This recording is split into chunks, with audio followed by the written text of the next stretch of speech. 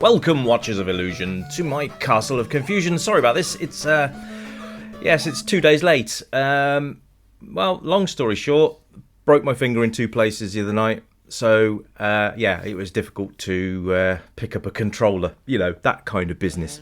So, anyway, not saying I'm feeling any more flexible with my fingers, but at the end of the day, I am bringing this review to you, and I've also sorting out another one. So you might potentially have 2 today, you lucky folks. Hopefully I'll get that done. If not, it'll be tomorrow. But and it's a Spectrum game, and it's a homebrew, and it was released yesterday. So there you go. I'll hopefully be having a look at that later on. Anyway, Chip 'n Dale 2 on the NES. Yes, indeed. Now I've already reviewed Chip 'n Dale on the original on the NES, and it was a rather delightful little platform game. Well, I'm thinking this is probably going to be more of the same, but we're going to get stuck in and have a look once this intro's out of the way. So yeah, basically, you play as Chip or Dale, and good news, multiplayer fans, you can play cooperatively 2-player. Yes. Obviously, with the 2-player option, player 1 will be Chip and player 2 will be Dale, whereas if you're 1 player, you can choose whichever one you want to be. So there we are. Now, I don't know if anybody ever realised this, but Chip was based on Indiana Jones and Dale was based on Magnum P.I. And you can tell that by the way they're dressed. But do you know what? How many of us didn't realise that until recently? Anyway, so we're going on as Chip anyway. So yeah, the idea of the game is to get from A to B while avoiding or destroying the nasties in the level. And, well, look at that. He can fork right off. There we go. So yeah, you can pick things up, you can throw things, you can jump around the level, you can avoid those forks that they're being thrown around. Insert more fork-related jokes if you so wish. But graphically, it's quite nice, isn't it? It's very much how I remember Nintendo being, if that makes sense. You got cracking games like Mega Man and all that, but this is kind of how I remember the NES being not advertised, but it's the kind of game that makes you think, oh yeah, this is the NES. This is what made the Nintendo Entertainment System so memorable. And it is. It's just cute little graphics and a lovely little soundtrack. But we'll get onto the sound later. But the graphics are really quite cute. I like that. I mean, you can definitely tell that's Chip, which is nice because, you know, if it wasn't, then we'd be having some major issues right now. But yeah, Chip and Dale. Do you remember the TV show Rescue Rangers? That's what it's based on. Oh, that guy can. Oh no, he's just spooning out some justice. Yeah, he can rebound the attacks, by the way. But there you are. So we are currently in a kitchen and throwing boxes around while collecting those bonus things. I don't know if they're just bonus points or whether they add up at the end. We'll see. We'll see. Let's twat him one. There we go. Oh, he takes 2 hits because why not? So there we are. But yeah, graphically it's quite nice, isn't it? It's very cutesy. Very gives you the idea of the cartoon show, and you know you can't really mistake that for anything other than Chip 'n Dale Rescue Rangers, unless you haven't seen Chip 'n Dale Rescue Rangers, in which case you're probably wondering what the bloody hell am I watching. But yeah, probably worth you having a look at Chip 'n Dale. Oh, I can walk on his head. Excellent. Oh, those little scamps disguised as boxes. There, you're not funny, you're not clever. There you go. So anyway, I'm guessing it's the kind of affair where you have a boss at the end of the levels, and we'll go from there. I don't know, but we will plow through as much as we can in the usual sort of time that we have a look at reviews. And and hopefully you guys will appreciate the fact that this is a playable game, and you might want to go out and get it. Maybe. I don't know. Mr. Fork Thrower there. But yeah, it's quite nice. It's smooth as well. The animation's nice on it. Very smooth scrolling. That's always appreciated in these games. Because this could have been a screen-by-screen affair, I suppose. Oh, that's quite a nice little touch as well. So you get in the gravy boat and the fly thingy, or dragonfly, I think is what it's supposed to be. That will then fill that up with water and you can get out. Now, you can see there's not much going on with the UI. There's your hearts in the bottom left-hand corner that shows you how many lives or how many hits you can take before you lose a life.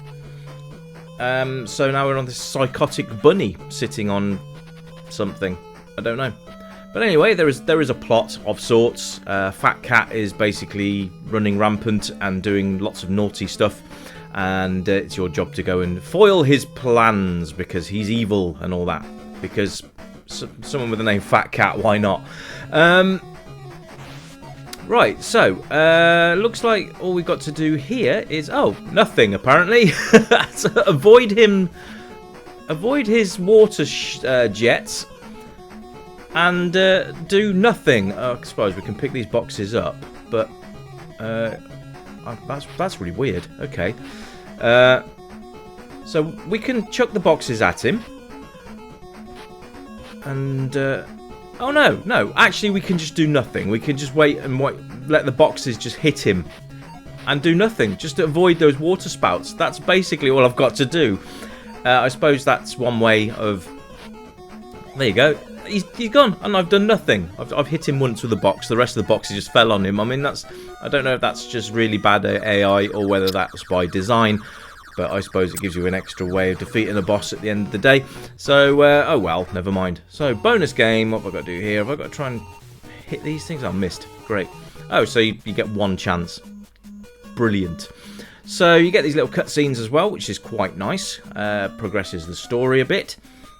She just walks in with a bomb, quite casually, nonchalantly walks in, puts a bomb on the floor and goes, "Oh, here we go, cut a wire." That's health and safety gone wild. That is, kids, absolutely. Let's just cut the red wire. Why not? I don't care.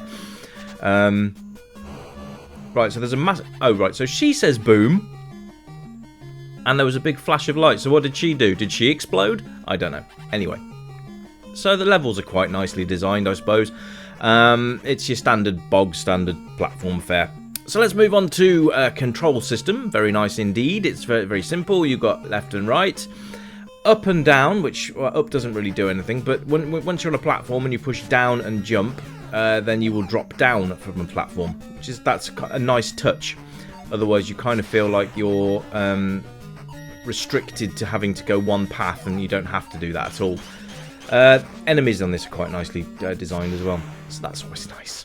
What is it with people in sewer levels? I mean, this seemed to be a trend back in the day with the games like this. Everybody needed to have a sewer level. I smell turtle envy everywhere.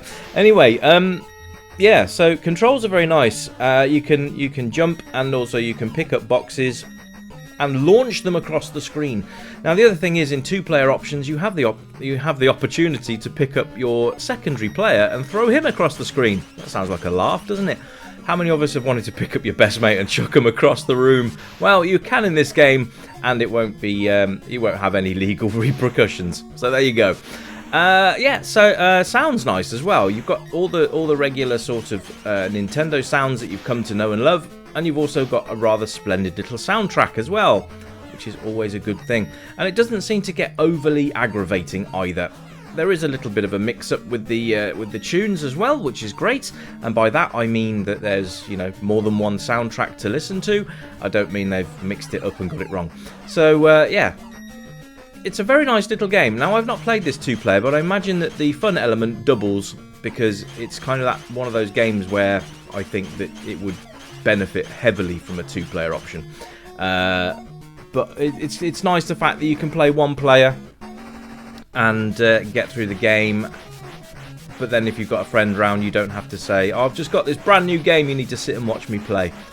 I don't know what I'm supposed to do here, by the way. Oh, I can't jump on his head. No, that killed me. Great. So all in all, this is actually quite a nice game. So playability wise, it's got everything you'd expect from a Disney game and platformer. It's highly playable. Control system's nice, the music's nice, graphically it's cool. I have no idea what I'm supposed to do here. Oh, he's killed me again. Great. Anyway, I will continue if I need to. Oh, I can't do anything. Oh, right. So is it random that those stay on the screen? I can't jump on them either. This isn't going well. Anyway, well, that was poo. Okay, let's see. Can I continue from there, or do I have to do the level again? Let's have a look. Oh, we'll get 3 credits. It's not a lot, really, is it? But never mind. It's better than none, I suppose. Yeah, so you start the level again. Great. Anyway, we'll progress through. Replay value. Yep, you're going to want to come back and try and finish this. If you're a completionist, you're going to want to come back and finish this. Just for fun, really, as well. I would say you're going to come back and have another go. It's not one of those games where you just get so fed up that you don't want to play it anymore. You know, there's tips and tricks that you can pick up as you play. The bosses are... Well, the first boss was fairly simple, but this one seems, I don't know. There seems to be a trick to getting the boxes to stay on the screen so you can grab them and throw them back at him, but not quite sure how. Well, we'll give it another go and see if I can figure it out. But if not, leave a comment for me and tell me what I was doing wrong. Please do, because I would like to go back and have a go at this and try and at least get past this level. But we'll see if we can do it this time around. If not, then yeah, please leave me a comment. Also, let me know if you played Chip and Dale 1 or 2, or both, and which one was your favourite and why. And yeah, it'd be great to have a little convo with you. And actually, just tell me in general, what was your favourite Nintendo game of all time on the NES? Mine was probably Batman by Sunsoft, because that was a cracking game. Followed very closely by obviously the Mario games. Mario 3 being a rather good one, and Mega Man, probably my top 3 there. Oh, you can hide in the boxes, didn't realise you could do that. Oh, that was a lol. Anyway, so yeah, Chip and Dale Rescue Rangers 2 on the NES, any age group by the way. Obviously it's going to appeal to older players for the progressive difficulty, and it's going to appeal to younger players for the lovely cartoon style graphics, and but this guy's irritating me now, but there we are. Anyway, I'm going to wrap it up there, folks. I'll be back with a new review very soon. And, yeah, oh, that was a wasted opportunity, wasn't it? Anyway, never mind. You keep it retro, folks. And until the next video, I bid you farewell. So until then, my friends, ta-da!